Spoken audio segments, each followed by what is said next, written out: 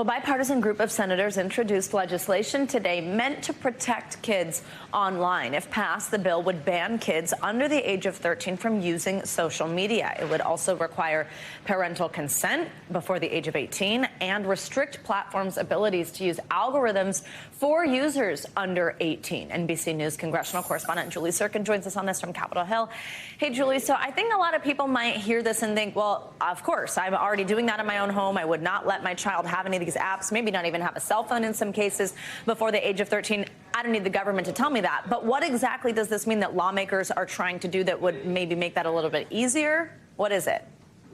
Yeah, that's exactly right. And it sort of makes it official, right? And who introduced this bill is almost as interesting as what it actually does. And the lawmakers that introduced it are a group of four, Senator Cotton and Schatz being the main writers of this bill. They could not be more on opposite sides of the spectrum when it comes to pretty much everything else under the sun as it relates to policy. But you see them here coming together. What you're seeing on your screen is a press conference they held a few hours ago to unveil this bill. Take a listen to what Katie Britt, one senator on the bill, had to say in what bonds them, because it is certainly the fact that all of them are mothers and fathers. Watch.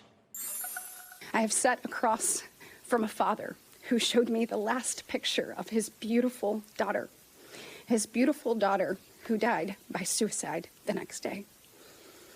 Y'all, enough is enough. So we've heard consistently this theme, both in the TikTok hearing that we had a couple of weeks ago, and also just in generally how lawmakers up here are coming together in a bipartisan manner to try and address some of the concerns we've seen. And most importantly, as you heard from Britt there, they're fueled by the rise in mental health issues, specifically among teens and young kids. Absolutely. I mean, it does seem tough to enforce, though, Julie. And also, I mean, it's sort of what the rules already are. You're not supposed to be able, even the apps say so, to go on them before the age of 13. So how would the government's involvement here change this? Who would be penalized if those rules are broken?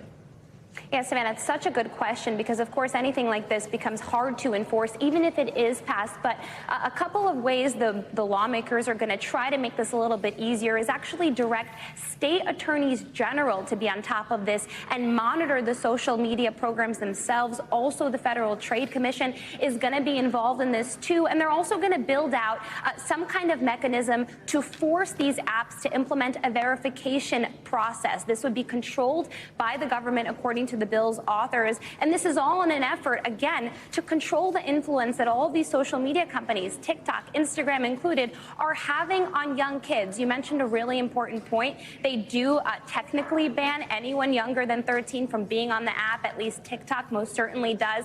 But as we heard in the hearing when the CEO testified, and you covered well, that's not stopping these young children from getting access to it anyway. So parents are going to be armed by this bill, by the help of the government, to try and enforce some of that at home. Thanks for watching our YouTube channel. Follow today's top stories and breaking news by downloading the NBC News app.